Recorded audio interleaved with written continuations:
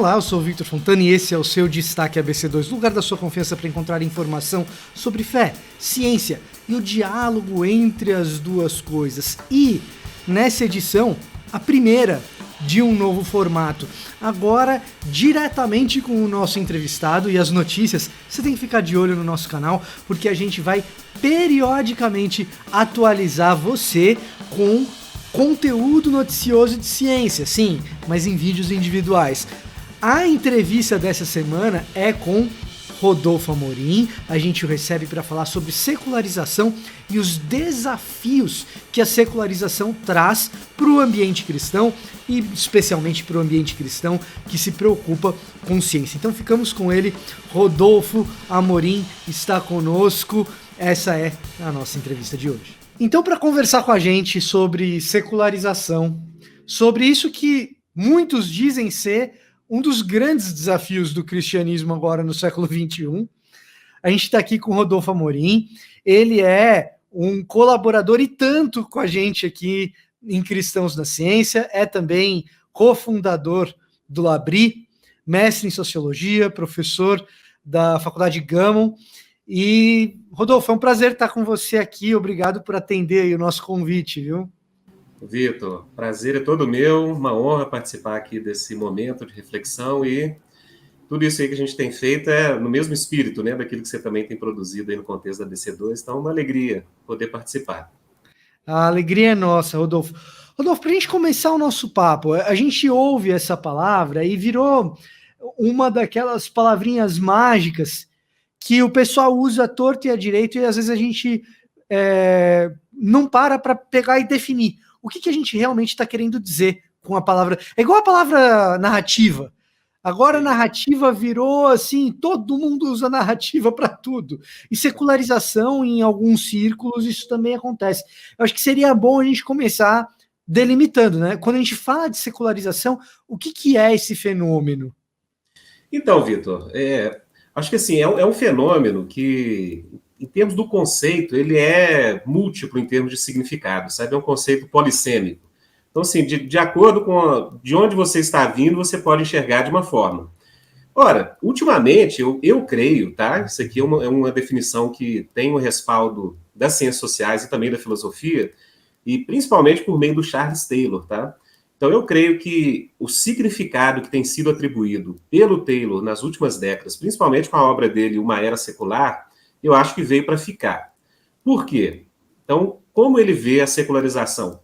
Ora, a secularização é uma experiência concreta, vivida por todas as pessoas, do que ele chama no contexto do Atlântico Norte, né? Uhum. Então seria o Ocidente mais metropolitano, né? Mais ligado às grandes metrópoles, aí nesse contexto entre modernidade e pós-modernidade. Mas o que a definição do Taylor nos traz de novo, e muito importante, é que mais do que uma ideologia, mais do que um inimigo a ser combatido, a secularização é uma experiência vivida pelas pessoas nesse contexto aí da virada do século XX para o XXI. E qual é o termo que para ele é fundamental no entendimento de secularização? É que, neste contexto em que nós vivemos, a crença em Deus, tá? Ou a crença numa realidade última, ela passou a ser questionável no contexto social e da experiência das pessoas. Então, há uma fragilização daquela crença que já teve um contexto de dominância social e cultural. Então, ele começa essa obra dele fazendo essa comparação, né? Olha, em viradas aí do século XVII para o XVIII, né, era muito difícil era quase implausível a descrença em Deus. Ou seja, se alguém num contexto social, século XVII para o XVIII, aí, falasse que não cria em Deus, aquilo era assim, a estrutura de plausibilidade para essa descrença era altamente, digamos, presente. Por quê? Porque a fé em Deus era a experiência comum, vivida, de crença e convicção das pessoas naquele contexto. Então, o Taylor denomina o processo de secularização este processo que, aí nesse decorrer de quase 3 séculos, tornou a situação de ponta cabeça. Ou seja, hoje, a crença em Deus, principalmente articulada no meio público, ela hoje perdeu a plausibilidade a tal ponto que ela se torna extremamente fragilizada. E por que é interessante isso, Vitor? Porque aí você entende secularização não como algo que você pode combater no sentido de uma ideologia específica, né? Mas o Taylor traz um autoexame para os próprios teístas, e principalmente cristãos do Ocidente, de reconhecerem que a experiência concreta que nós temos no dia a dia desses contextos é de que a crença em Deus hoje, ela é questionável e ela se tornou questionável com esse processo de 3 séculos de mudança de estruturas sociais, enfim. Então, digamos assim, secularização tem a ver com as condições da crença e da descrença nesse contexto ocidental do século XX para o XXI. Agora, um ponto, só para finalizar essa conceituação do Taylor, algo muito interessante que ele fala é que essa fragilidade das crenças, ela é uma via de mão dupla também.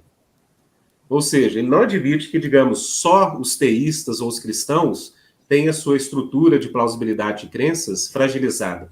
Mas aqueles que também defendem um tipo de visão de um humanismo exclusivo, né, de uma estrutura fechada para a transcendência, também têm suas crenças fragilizadas. Uhum. E aí ele adiciona mais um ponto interessante, né, de que a secularização é essa condição de fragilização mútua de crenças que pode ser experimentada e é experimentada tanto por aqueles que creem numa divindade, né, em algo que transcenda o que ele chama dessa estrutura imanente da realidade, quanto aqueles que também têm uma crença de que essa estrutura é tudo que há. Ou seja, que não há Deus, não existe algo que transcenda o material, o físico, o imanente. Então, Victor, eu tenho achado, assim, para propósitos até de entender nosso lugar na cultura e na sociedade, essa redefinição do Taylor muito apropriada, porque ela aponta, né, de que existe uma possibilidade imensa para aqueles que creem, porque existem essas pressões cruzadas, né?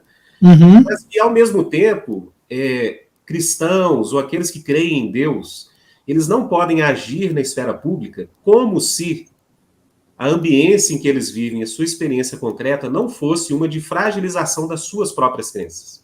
Perfeito. Então, acho que o Taylor ele traz essa autoconsciência, né, de que, o reconhecimento disso é o primeiro passo para, talvez, superar esse estado de coisas.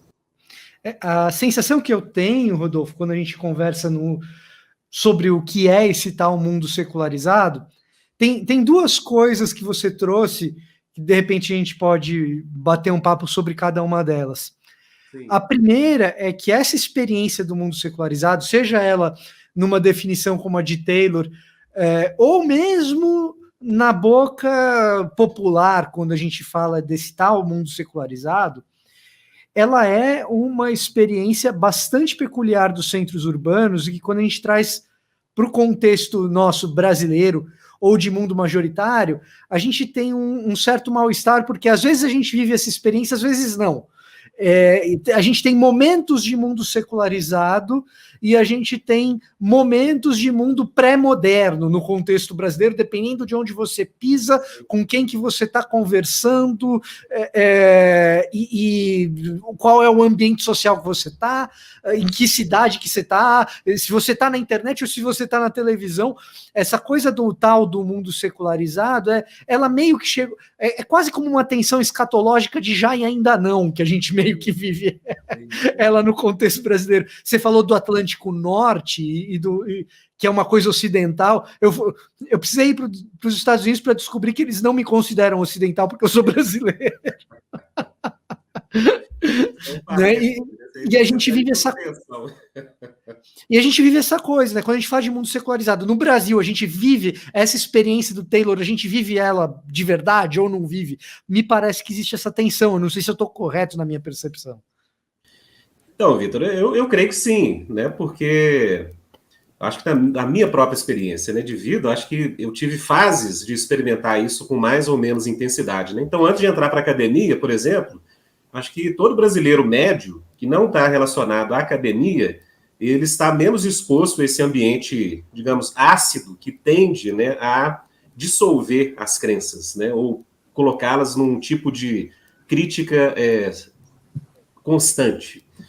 Então, por exemplo, um cristão hoje que não tem relação com a academia, um cristão que não tem relação com instituições altamente racionalizadas ou burocráticas, né, que vive, que é talvez a experiência ainda de grande parte do povo brasileiro, eu creio que ele ainda, digamos, ele sente um pouco do ar desse ambiente mais ácido, mas ele consegue respirar fora dele.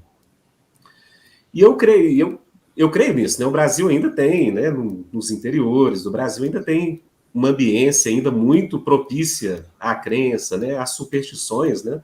Ou seja, nem uma crença cristã que é mais, digamos, robusta, né, em termos de sobreviver à secularização, mas até crenças mais supersticiosas, né? Simpatias e teorias da conspiração, como a gente tem visto aí. Rodolfo, para te dar um exemplo, meu avô, que viveu até pouco tempo atrás, crente, batista, de ir à igreja todo domingo, fiel, bíblico, leitor da Bíblia, Sim. Ele só não jurava de pé junto porque jurar é pecado, mas ele dizia arduamente que já tinha matado uma mula sem cabeça. Que viu uma mula sem cabeça e não apenas viu, como atirou nela e matou. Atirou e matou. Esse aí realmente. Esse aí Então, assim, o mundo da crença tá aí, presente. Não faz tanto tempo que meu avô se foi, ele falava isso daí. Tem uma descrição do Brasil que eu acho muito apropriada nesse sentido, do Mário de Andrade, no romance Macunaíma, né? Porque o Macunaíma, ele descreve um Brasil justamente assim de simultaneidades. Então, assim, ele, né, o herói sai lá do Macunaíma, sai do meio da selva, mas ao mesmo tempo é preto, filho de índio. E uma coisa interessante do Macunaíma, eu acho que é genial do Mário de Andrade, é que ele ocorre em vários tempos simultâneos, né? Então, Macunaíma chega em um ponto onde ele encontra pessoas do Brasil Império, em outro ponto ele encontra pessoas do Brasil Colônia. E assim, não foi só um efeito literário, não. Ele realmente descobriu nas suas viagens de exploração no Brasil que o Brasil são muitos. E esses Brasis, eles estão assim, convivendo. São Paulo era, digamos assim, o moderno, né? Foi de São Paulo que chegou o gigante que roubou, né, a pedra que era a identidade dele. Mas é muito interessante essa descrição no Mário de Andrade, porque ele realmente cria nisso, né? Que o Brasil, simultaneamente, nós temos, por exemplo, né, nas matas, tribos que vivem um tipo de convicção e crença que a gente pode chamar até de pré-moderna, né? Que é muito comum a sociedades primitivas, isso é questionado na antropologia, mas enfim. E você vê crenças que estão muito ligadas àquele Brasil colonial, né? Então, o sertanejo típico, né? As crendices do sertanejo. Você tem centros urbanos altamente secularizados, né, onde a fé cristã é altamente questionada. Agora, Vitor, eu acho, cara, até uma experiência que eu tive dando aula em Lavras, que é o interior de Minas, mas não tão, digamos, daquele Brasil profundo que uns falam, né? Mas é interessante, cara, em 2010, eu dei aula tanto na faculdade quanto no ensino médio. E é impressionante, eu falei da questão da homossexualidade, né, da mudança dos valores na sexualidade humana tradicional. E a reação, cara, dos alunos todos era assim, de total repulsa aquilo que eu estava falando. Né? A questão dos grupos LGBT, das minorias, das pautas que eles estavam propondo. E agora, cara, eu retornei, né? 2019, 2020 e agora 2021. É impressionante. A virada, inclusive o diretor do Instituto falou comigo, falou assim, Rodolfo, não pense, cara, que os meninos são os mesmos de 2010. Aqui o negócio virou ao ponto, assim, que a crença cristã numa cidade igual Lavras hoje, principalmente em relação à ética sexual, é rejeitada, isso, assim, 10 anos.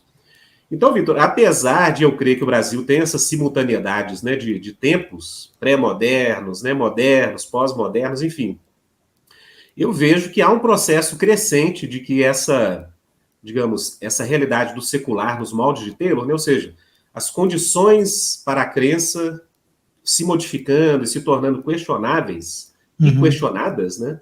Eu acho que elas estão cada vez mais presentes. Eu creio que é uma tendência do Brasil também. Rodolfo, e aí isso daí você acabou voltando para o segundo ponto da tua primeira fala que eu queria conversar contigo e te perguntar algumas coisas, que é o seguinte: a percepção que eu tenho, de novo, posso estar completamente equivocado nisso, mas a percepção que eu tenho é que essa erosão das crenças, sejam elas crenças cristãs ou outras crenças religiosas, ou mesmo crenças institucionais, enfim, outros deuses que a gente poderia ter, essa erosão traz um profundo mal-estar. Pelo menos é a percepção que eu tenho. A gente pode cobrir esse mal-estar sendo um agnóstico, mas o agnóstico me parece sempre insatisfeito com a própria não tomada de decisão dele, de dizer, olha, eu não consigo afirmar muita coisa, e só o que eu posso afirmar é que eu não consigo afirmar muita coisa. Ou a gente cobre esse mal-estar, e quando eu falo a gente, eu estou falando humanidade secularizada, não estou falando eu e você, Rodolfo, mas dizendo assim, bom, o agnóstico, ele meio que não afirma nada. A outra opção é o meio que afirmar tudo. Então, assim, você é crente, beleza, você é espírita, beleza, e no fundo vocês são meio que a mesma coisa, né? O ambiente secularizado meio que permite essa amálgama de coisas, me parece, para lidar com esse mal-estar de você não conseguir afirmar uma crença de dizer, olha, não, existe esse absoluto aqui que eu consigo crer, existe esse alicerce que é sólido, esse chão no qual eu consigo pisar. Sim. Então, cara, até o próprio Taylor, ele comenta algo muito semelhante ao que você falou aí, e eu acho, assim, a linha da compreensão dele do secular, cara, eu acho genial, porque ela é muito, entre aspas, né, sem muita gente saber, mas ela é muito evangelística. Por quê? Porque ele não tenta afirmar a crença cristã em termos, assim, da evidências para a existência de Deus, ou provas irrefutáveis. Ele não é apologético no sentido direto, frontal, né, postulando, assim, uma racionalidade absoluta para a fé, de forma nenhuma. Mas ele percebe justamente isso, o mal-estar. Ou seja, à medida que principalmente a coesão social, que era o pertencimento a uma comunidade que, digamos, afirmava aquelas crenças que fazem parte da sua vida, ou seja, você tinha um sentido de totalidade, pertencimento, à medida que isso erode, e ele chama isso de uma ambiência pós-durkheimiana, né? Porque o durkheimiano era ainda a religião como aquilo que gera a coesão social. E o que ele vê é que, com a era da autenticidade, né, esse expressivismo, subjetivismo, essa mínima presença da religião como algo que gera coesão social está, digamos, ausente. E aí o mal-estar, né? E ele fala, olha, existem muitas experiências humanas concretas que essa estrutura imanente fechada, ela não gera respostas suficientes. E aí, cara, ele é genial por quê? Porque é aí que ele postula a fé como um horizonte que... Isso é muito importante. Eu acho que aí resolve um pouquinho da questão que você colocou. Porque ele não coloca a fé cristã como uma opção que vai ajudar a sanar esse mal-estar. Mas a fé cristã como um tipo de percepção da totalidade da realidade que não nega os avanços que a modernidade trouxe, que o secular trouxe. Então, uma coisa que ele argumenta é o seguinte, olha, a ordem moral moderna, ela, desde a economia, passando pela sociologia, né, o mercado e a política, ela crê em quê? E postula o quê? Que a finalidade humana é o florescimento humano neste horizonte, né, para aquém da morte. Ou seja, certo, você tem a ciência avançando, então a expectativa de vida avança. Você fala, olha, gente, o cristão ele vai negar isso? De forma nenhuma. Então, assim, o que a fé cristã dá é o quê? Ela responde a esses anelos humanos, como anelo pela beleza, pelo sentido, pela moral, né, pela ideia de bem. E ela responde a esses anelos sem negar essa estrutura imanente que o secularismo preza tanto. Ou seja, ele chama isso de... abre-se um horizonte de plenitude que o humanismo exclusivo não consegue responder. E que essa salada de opções aí no mercado de crenças também não respondem. Então, para ele, em última instância, Victor, o que é muito interessante, em última instância, você tem poucos personagens nas salas, tá entendendo? Então, há uma ele chama de efeito nova, né? Ou seja, com essa uniformização, essa homogeneização, com esse achatamento da realidade que a modernidade trouxe, né? Principalmente nos períodos de reformas, você gerou uma pressão tão grande que há uma explosão, né? Ele gera uma metáfora com as ciências, né? Um efeito nova, que é, na verdade, uma ilusão, né? De uma explosão de uma estrela que vai se expandindo Então você tem uma ilusão de múltiplas opções, mas que no final das contas ele chama o quê? Não, o que há lá na origem desse processo é o quê? É um tipo de humanismo exclusivo em oposição ao cristianismo que era predominante. Então, digamos assim, quando a gente considera basicamente as opções, tem poucas opções na sala. E aí ele coloca basicamente isso, né, de que a fé cristã ela tem uma possibilidade de plenitude que não nega essa estrutura imanente, mas se abre para um horizonte que vai incorporar elementos que o humanismo exclusivo é incapaz de incorporar. E aí ele vai considerar que essas opções múltiplas aí, elas, digamos, elas não deveriam ser consideradas seriamente. Então, assim, o fato do cara, você crê em gnome? Então, cara, é o que você crê, vai fundo, né? Ele diz que não, que existe um tipo de crítica que a ordem moral moderna trouxe, que ela deve ser incorporada, não há como superá-la, no sentido de dizer que ela não existe, mas que, ao mesmo tempo, existem rachaduras, né? Ou seja, o secular deixou várias rachaduras exatamente porque a experiência humana não é contida nessa estrutura totalmente imanente, né? De forças físico-químicas puramente materiais. E aí, cara, o que eu acho genial, e aqui o Taylor está sendo, né, o nosso grande horizonte, mas a gente tem outros referenciais também, é que ele termina o livro dele, cara, colocando as reconversões.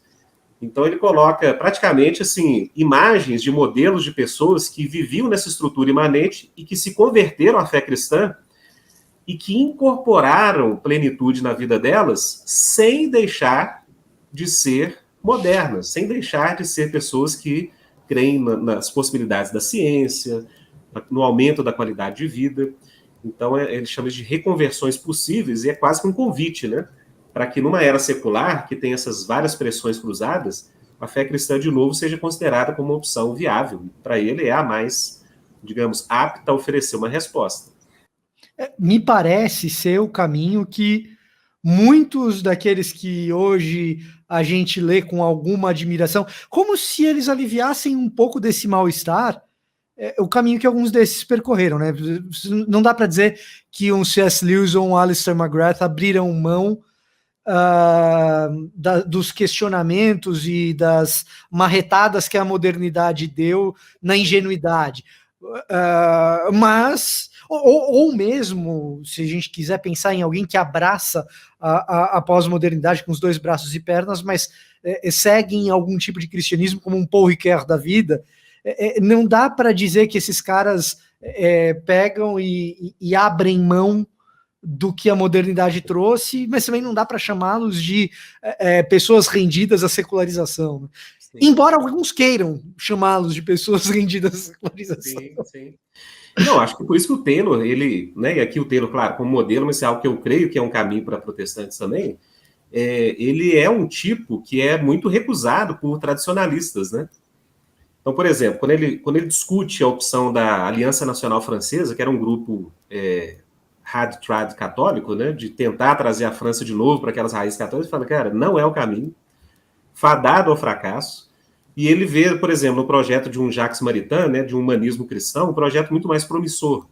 De quê? De propor, não, que aquela estrutura social da igreja, né, sendo aquela instituição que, como guarda-chuva, abraça todas as dimensões da sociedade, isso aí não é o caminho para tentar retornar. E eu acho que, nesse sentido, cara, a resposta protestante talvez esteja mais próxima daquilo que o Taylor crê do que o próprio catolicismo, né, que ainda internamente tem as suas fissuras, né? Então, o episódio recente aí do Francisco em relação ao rito tridentino, né, é um exemplo clássico.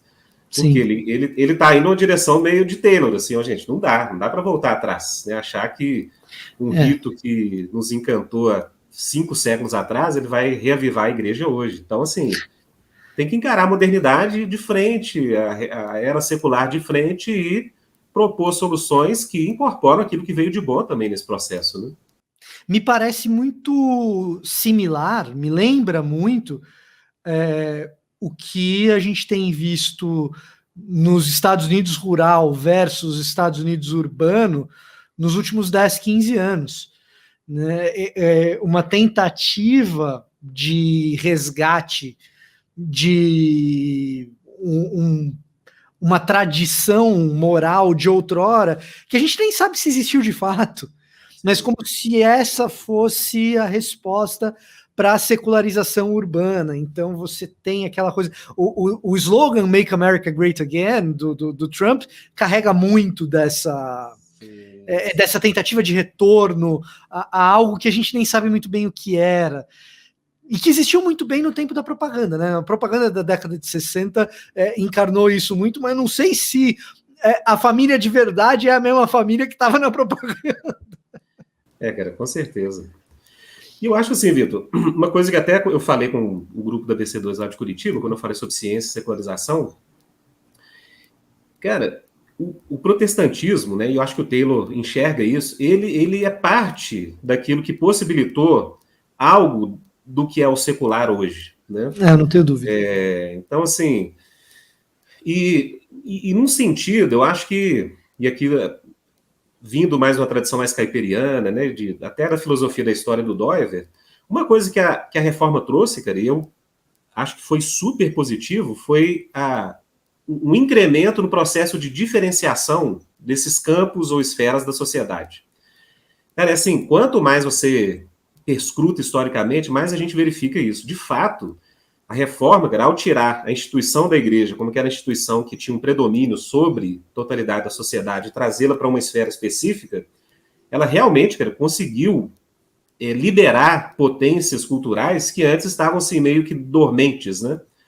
Então a economia é um exemplo, né? Você pega uma teologia da economia, por exemplo, de Calvino e outros protestantes, você vê que só, por exemplo, a ressignificação do conceito de usura deu uma liberdade para a economia que foi algo assim, que os países protestantes, em poucas gerações, eles superaram muito, né, as grandes nações católicas, né, como Espanha, Portugal. Então você vê, a Holanda, que era um país rico de nada, e ainda é, né, em termos geográficos, teve uma alavancagem de prosperidade, e isso está muito relacionado a esses fundamentos teológicos que a reforma trouxe, essa reconfiguração de campos da sociedade. Nas artes, isso é muito experimentado, né?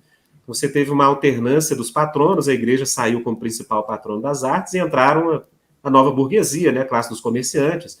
Então, os temas e os gêneros artísticos, assim, multiplicaram nos países protestantes. E uma abertura de uma liberdade relativa, né, eu falo relativa por quê? Porque não é essa liberdade libertária sem horizonte. Os caras eram piedosos, tementes a Deus, mas viam que o campo de expressão nas artes tinha se emancipado da igreja, instituição, né, o campo da economia tinha se emancipado. Então, cara, essa diferenciação que muitos identificam com secularização, e aí eu discordo, eu acho que o processo de diferenciação é o processo de um progresso saudável para a sociedade humana. Ou seja, na ciência, olha que exemplo das ciências, cara. Foram cristãos protestantes que criaram as primeiras instituições semi-autônomas de produção científica, né, como a Sociedade Real Britânica. Então, acho que mesmo quando essas coisas se destacam da religião de modo nominal, me parece que existe uma presença sensível do protestantismo atuando nesses campos. A gente não veria nascer um Pollock, se você mencionou arte, né? A gente não veria nascer um Pollock num ambiente em que só a arte sacra é permitida. Jamais. Sim. Aliás, só num ambiente no qual o mecenas é privado, e isso só é possível por causa de uma teologia econômica de raiz protestante, só num ambiente em que você tem financiamento privado da arte, surge alguém como Pollock. De outra maneira, isso não seria possível. Sim. Não, e vários exemplos de cristãos também nas artes, né? Muitos Sim. exemplos aí de... Então, porque o ponto é que muitos confundem esse processo de diferenciação desses campos com a própria secularização. Então, assim, é óbvio que ele, ao tornar essas esferas semi-autônomas, ele, digamos, gera uma possibilidade maior de uma secularização mais, digamos, aí demandando para o secularismo. Mas é claro que a emergência desses campos de forma mais diferenciada, né, com uma relativa autonomia, cooperou em muito para a qualidade de vida humana. Então, assim, é óbvio, né? Hoje nós temos um cientificismo, um tecnicismo, um economicismo, que são frutos também da secularização. Mas a existência semi-autônoma desses campos gerou benefícios para a vida humana que, assim, né, ninguém pode negar, né? De qualidade de vida, enfim. Então, por quê? Por que eu falo isso? Porque, por exemplo, muitos cristãos acham que a resposta à secularização passaria por um tipo, por exemplo, de orientação teológica nesses campos. Entendeu? Então, vou dar um exemplo da psicologia, né? Tem muito cristão que acha isso, que a superação de uma realidade secular seria você subsumir a psicologia dentro de um campo de uma psicologia, de aconselhamento cristão. Né? E o pessoal tem aí Jay Adams, o pessoal vai para essa linha e tenta negar que esse campo de estudo tenha um contato com a realidade e a sabedoria de Deus que seja importante, né, pelas conquistas que fez. Então, isso é muito importante, porque tem muitos tradicionalistas católicos, romanos e protestantes que acham isso, né, que, digamos, superar a secularização seria, de novo, você gerar, entronizar, por exemplo, a teologia como a rainha das ciências, no sentido de ela direcionar a produção científica nos vários campos. Eu acho que isso aí é impossível de se fazer, não é aconselhável. Então, de fato, eu creio que essa dimensão da vocação, né, dos santos nas suas mais diversas áreas, incorporando a fé cristã naquilo que faz, eu acho que é o melhor caminho, sabe? Eu acho que isso está muito próximo daquilo que o Taylor sugere, né, que é essa grande rede de leigos, né, para ele um católico de leigos, atuando nas mais diversas áreas a partir da sua fé, e os cristãos protestantes, que estão mais próximos dessa possibilidade, que seria ali uma tentativa de subverter, de alguma forma, o processo de secularismo, né, principalmente, sem querer voltar num passado que talvez seja impossível mesmo de retornar. Você acabou respondendo a pergunta que eu ia te fazer, que eu ia perguntar para você. E aí, o que a gente faz diante desse processo que está diante de nós? Num contexto complexo como é o brasileiro, que é meio macunaíma ainda. Mas, né? Rodolfo, para encerrar aqui o nosso papo, eu vou te fazer uma pergunta, então, que é a seguinte. Parece para mim que a gente tem dois tipos de desafio, então, a partir disso que você colocou para a gente. Um deles é como a gente se faz protestante, ou se faz fiel a Deus, ou crente, alguém que valoriza a crença num ambiente secularizado. Isso é uma pergunta que eu acho que você parcialmente já respondeu, ou integralmente talvez. E a outra é como que a gente lida com os nossos que sentem na pele esse mal-estar, que parece processarem uma espécie de luto. Pelo menos é o que eu sinto quando eu converso com alguns que são ovelhas mesmo, gente da minha igreja, que a sensação que eles me passam é de ver uma espécie de nostalgia e que é uma sensação de perda, é quase como se fosse um luto.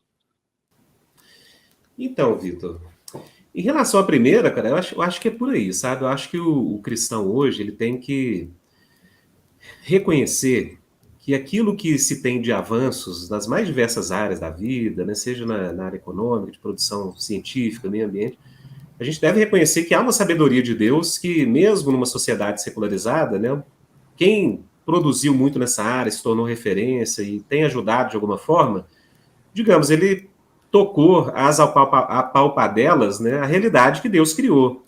E isso é uma realidade compartilhada por todos. Então, acho que isso leva o cristão a uma humildade epistêmica, né, que está muito dentro daquele contexto teológico de graça comum, de reconhecer as coisas boas que foram criadas nesses campos, né, os avanços, e de reconhecer que, claro, também há desafios, né, a serem combatidos, principalmente naquilo que reduz, né, essa plenitude humana. Então, o cientificismo, o materialismo, né, o economicismo, achar que alguma dessas áreas vai ser a nossa esperança de uma sociedade plena. Eu acho que esse conceito, né, que a gente trabalha muito no contexto do Labri, na BC2 também, de apontar esses ídolos, né, que prometem salvação, mas que no final vão frustrar, como sempre frustram.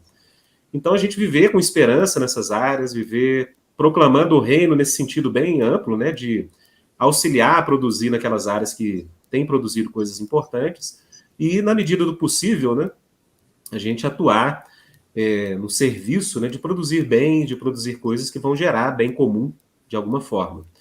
Então, acho que isso aí vem por meio de um discipulado, né, muito maduro. Acho que a BC2 é uma instituição que coopera muito para isso, né? Mas acho que em várias frentes a igreja tem que se articular e formar essa rede de vocacionados, né, para realmente servir nesses campos. Em relação ao mal-estar, eu creio, Vitor, que eu acho, cara, que um contexto de comunidade de pessoas que podem auxiliar quem está sentindo esse mal-estar, acho que é fundamental, sabe? Por quê? Porque a gente pode indicar boa literatura, né? Nesse contexto, acho que a ABC2 tem produzido boas coisas. As editoras brasileiras, graças a Deus, despertaram para essas realidades, né? Não esqueço de que eu ouvi o Ziel Machado, né? Comentando que, falou assim, gente, acho que até no documentário da ABC2, gente, na época eu estava na universidade, se a gente quiser discutir teoria da evolução, o único livro disponível era Darwin e suas macacadas, ou macaquices. Ou seja, o cristão não tinha referencial teórico, intelectual mínimo. Então eu acho que isso já está sendo formado, sabe, Vitor? Acho que apontar essa literatura, essa tradição que está surgindo no Brasil, essas novas publicações, eu acho que é um caminho. Mas eu acho que mais importante que isso, cara, é inserir essas pessoas em comunidades saudáveis que ajudem-la a lidar com esse mal-estar. Em primeiro lugar, né, concordando com o Taylor, a gente não vai se livrar completamente disso. Então, assim, não há como a gente construir uma bolha segura onde a gente não vai estar, digamos, vulnerável a essas crises, né, na nossa crença também. Acho que admitir isso é um bom caminho. Por outro lado, eu acho que formar essas zonas de shalom, que a gente já chamou certa época, de redes de comunhão, né, igrejas locais, grupos no contexto universitário, que tem essa maturidade de encarar o secularismo, a secularidade de frente e buscar oferecer resposta, eu acho que é fundamental. Então, eu não vejo outra opção mais saudável, não, sabe? Realmente formar redes de amizade, dar suporte, aqueles cristãos que já estão nessa caminhada há mais tempo, receber esse pessoal que está chegando e realmente ajudá-los, né? Por exemplo, eu na universidade, eu me formei em 2001. Impressionante, cara. O que a gente tentava fazer no ambiente universitário altamente secularizado era assim, hoje eu rio, sabe? Era coisa assim, que não tinha a mínima capacidade de nos ajudar a lidar com aquilo. Então, e tem muita gente que está nessa realidade ainda. Né? Às vezes o contexto de igreja é muito fechado, né? A liderança dele não abriu os horizontes para essas possibilidades. Então, acho que é formar essas redes, sabe? Redes de solidariedade, de amizade, de discipulado, de cooperar com a igreja local para saber lidar com isso. Eu acho que isso é o caminho. Não vejo outra opção, não. É realmente um discipulado mais próximo aí por essas redes. Perfeito, Rodolfo, perfeito. É o que a gente vai trabalhar para fazer, né? É o que a gente tem que trabalhar para fazer, Rodolfo. É um desafio em tanto que a gente tem pela frente, mas se não fosse desafiador, a gente também não estaria batendo esse papo. É verdade. Olha, Rodolfo, mais uma vez eu agradeço por você estar aqui com a gente, aceitar o convite. Eu acho que talvez a gente ainda volte a se falar de algum outro tema, mas foi muito gostoso conversar contigo. Obrigado, viu? Obrigado também, Vitor, por esse espaço que você tem aberto aí junto à BC2. Eu acho que é uma ocasião muito boa de cooperar para isso que a gente conversou mesmo. Deus abençoe aí nesse chamado importante. Foi uma honra. Amém. Amém. A honra é nossa. E a você que nos acompanha toda quinta-feira, são conversas como essa, hoje com o Rodolfo, e conversas não apenas sobre fé, sobre epistemologia, filosofia, um pouco de sociologia como hoje, mas também ciência. Então você fica ligado, porque toda quinta-feira a gente tem Destaque ABC2. A gente vai ficando por aqui. Até a próxima, pessoal.